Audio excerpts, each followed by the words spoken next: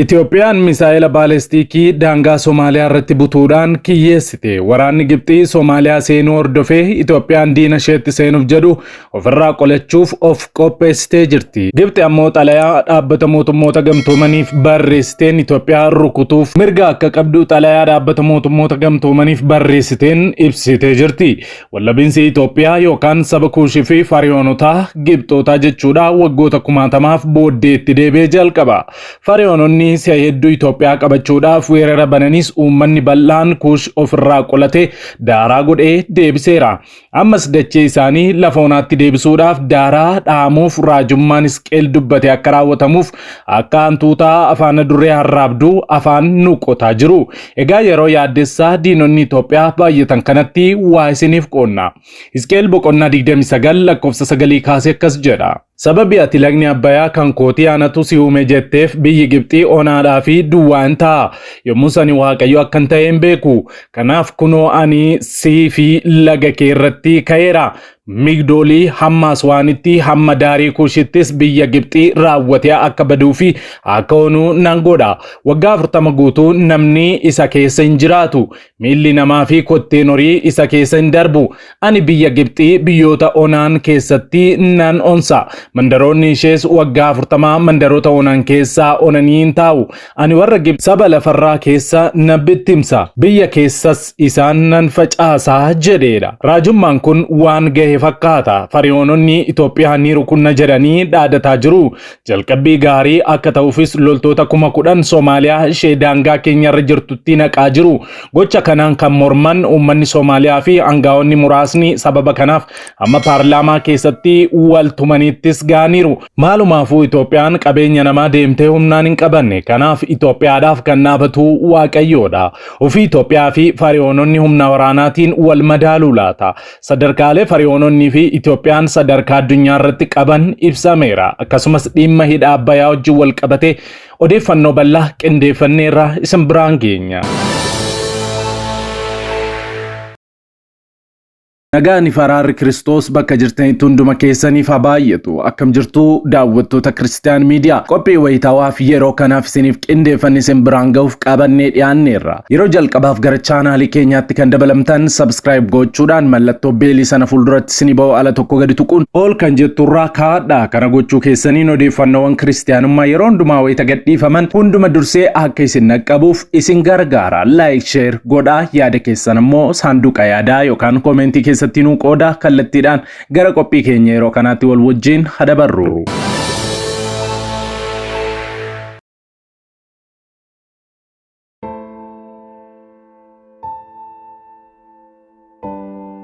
Video kana like gochuudhaan jalqabaa. Misir yookaan Fariyoononni sababii hidha guddichaa Abbayyaa Itoophiyaan laga Abbayyaa irratti ijaaraa jirtuun nageenyi bishaan ishee mirkaneessuudhaaf tarkaanfii barbaachisu fudhachuudhaaf mirgan qabaa jetteetti. Misir kana kan jette xalayaa karaa ministeera dhimma alaa fi jallisii biyyattii haaraa Dr. Badaraa Abdullaatiin mana maree nageenya biyyoota gamtoomaniitti ergiteenidha.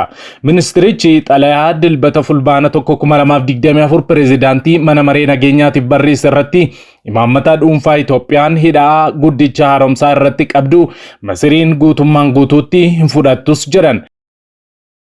Misir xalayaa ergaa cimaa qabatte kana mana maree nageenyaatti kan ergite erga waraanni ishee Soomaaliyaa keessa buufachuudhaan muddamni gaanfa Afrikaa keessatti uumame guyyoota muraasaan boodadha. Waliigaltee waraanaa dhiyeenya kana Moqadishoo fi Kaayiroon waliigalan hordofee Misir loltoota ishee Soomaaliyaatti bobbaasuun ni yaadatama. Kana hordofuunis Itoophiyaa fi Somaalilaand waraanni Masirii Soomaaliyaa keessaa akka qubatu taasifamuun Soomaaliyaa fi waliigala gaanfa Afrikaa keessatti tasgabbii fi nageenyi yaaddessaadha jechuudha.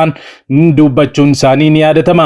Xiyyaaronni waraanaa Misir loltootaa fi meeshaalee waraanaa fe'an lama erga Moqadishoo qubatanii booda ibsa ministeerri dhimma alaa Itoophiyaa baaseen mootummaan Soomaaliyaa qaamoleen nageenyaa qaxanicha booressuu barbaadan waliin hojjetaa jira jechuudhaan himatteetti.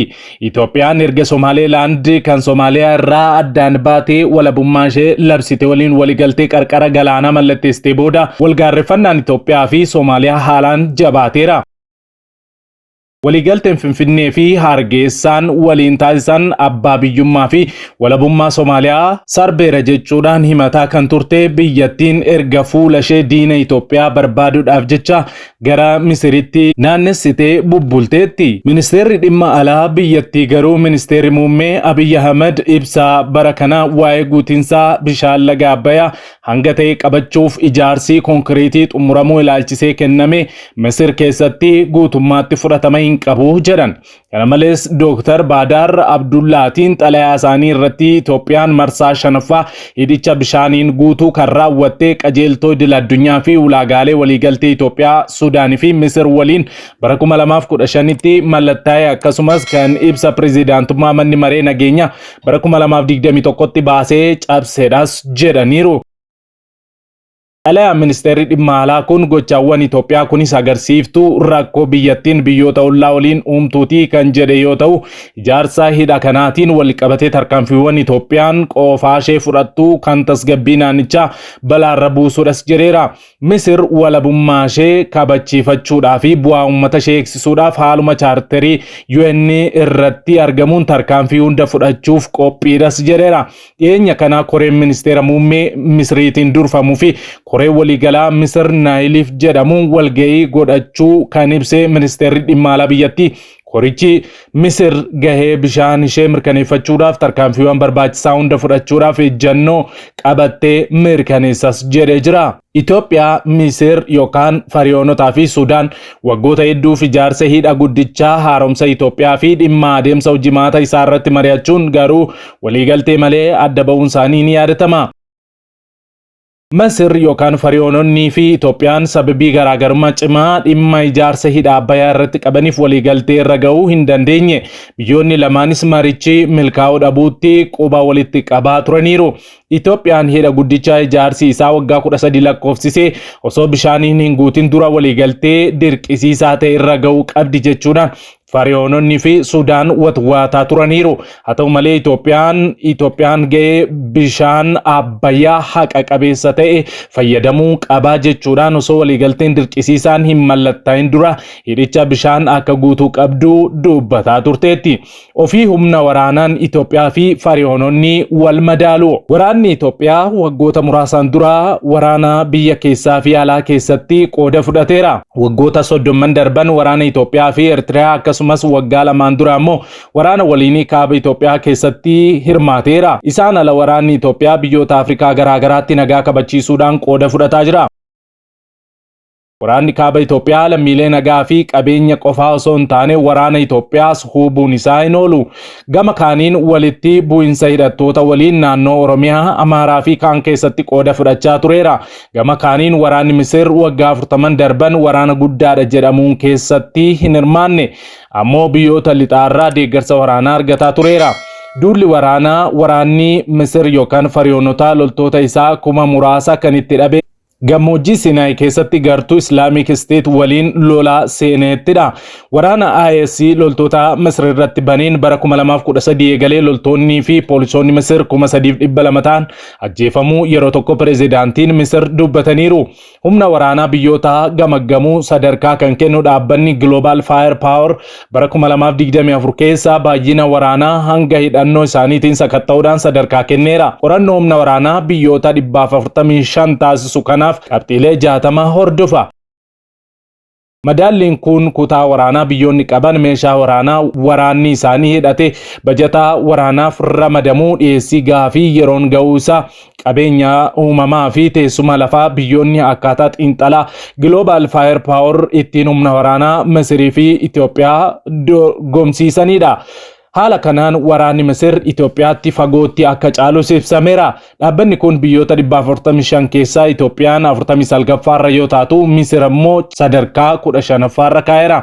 Itoophiyaan biyyoota Afrikaa 54 keessaa sadarkaa 5ffaarra yoo teessu kan dursaa jirtu ammoo Misir yookaan Fariyoonidha. Baay'inni uummata Itoophiyaa fi Misir walitti dhiyaatus baay'ina waraanaatiin garuu garaagarummaa guddaatu biyyoota lamaan gidduu jira jedha BBC'n akka gabaasetti. Akka dhaabbanni kun jedhutti Itoophiyaan waraana 1,162 qabdi. Misir ammoo waraana 440 qabdis jedhee jira. Kanaan alaa Misir humna eeggataa walakkaa miliyoona ga'uu fi humna dafee dhaqqabu qabu 300 qabdis jira.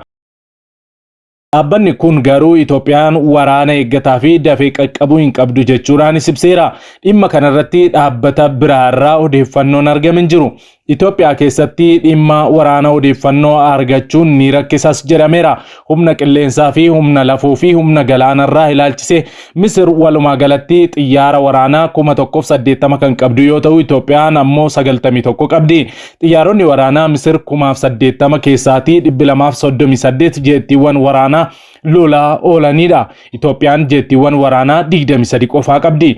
Lakkoofsa helikoophterootaa yoo ilaalle Misir 338 yoo qabdu humni waraanaa qilleensaa Itoophiyaa ammoo helikoophterota 31 qofaa qaba.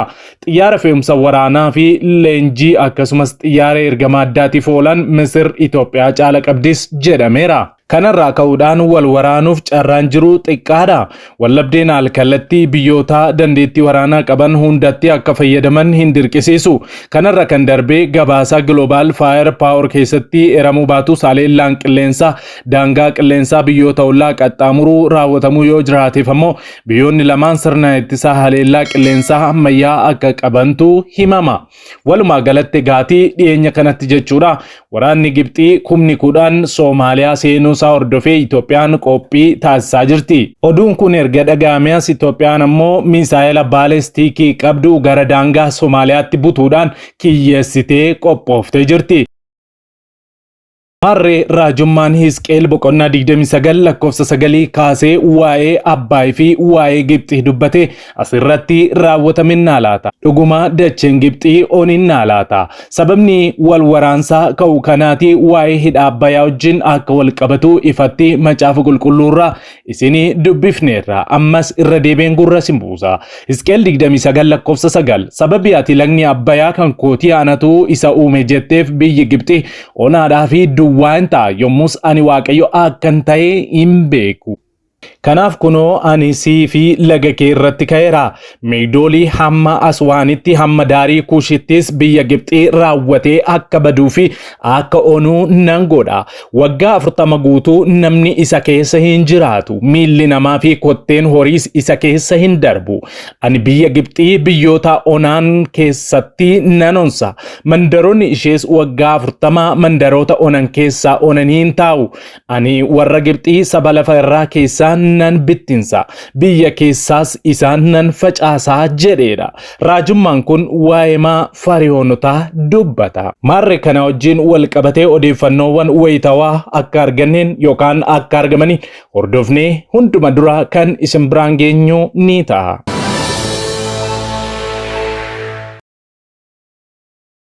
Daawwattoota keenya Kiristiyaan Miidiyaan namoota membershipii nuuf ta'u fedha qaban simachuudhaaf carraa gaarii fi gammachiisaa seena qabeessa qopheessee jira. Harree ammummaa viidiyoo kanarraa ilaaluun tartiiba kana hanga xumuraatti hordofuun maatii murteessoo dhaabbata keenya ta'a. Jalqaba irratti chaanaalii YouTube Kiristiyaan Miidiyaarraa erga seentanii booda subscribe kan jedhu fuuldura join kan jedhu tuqxu. Namoonni Itoophiyaa keessa jirtan yookaan join kan jedhu isiniif fiduu didee yookaan hin jirre ammoo VPN yookaan piisfoonii yoo fayyadamtan isiniif fida. Achis join kan jedhu erga tuqxanii booda sadarkaa maallaqa arjoomtan 3 isiniif ka'a. Kan jalqabaa birri kan jedhu, kan itti aanu warqee kan jedhuu fi kan dhumaa diamond kan jedhudha. Hamma maallaqa ittiin miidiyaa keessan Kiristiyaan Miidiyaa cinaa dhaabbattan erga filattanii booda fuuldura isaa kan jiru join kan jedhu tuqxu. Achi booda maallaqa keessan maaster kaardii yookaan viizaa kaardii yookaan kireedit kaardii irraa warri fayyadamtan odeeffannoo jiru lakkoofsa kaardii keessan irra jiru guutu. Xumura irratti warri kireedit kaardiis akkasuma maaster kaardiis ta'uu odeeffannoo barbaachisu erga guuttanii booda baay kan jedhu dhuma irratti kan argamu kana tuqxu. Ergasii jalqabdanii maatii keenya warra murteessoo taatu. Kana gochuu keessanii dhaabbanni keenya Kiristiyaan Miidiyaan sagantaa galateeffannaa qopheessuudhaan waraqaa ragaa isiniif qopheessuun ifatti isin galateeffataa isinis eebbisa. Dabalataanis gaaffii baay'ooliin keessan nuuf dhiyeessitaniin akkaawuntii baankii keenya isiniif maxxansuu jaallanneerra. Akkaawuntii baankii daldala Itoophiyaa, baankii Awaash fi baankii Oromiyaa keessaa kan isiniif salphatu fayyadamaa jecha bu'aa deeggarsa keessanii dhiyootti argitu. Wayita nu deeggartan iskiriinshotii isaa nuuf ergaa. Waan Kiristiyaan Miidiyaa cinaa dhaabbattaniif gooftaan isin eebbisu.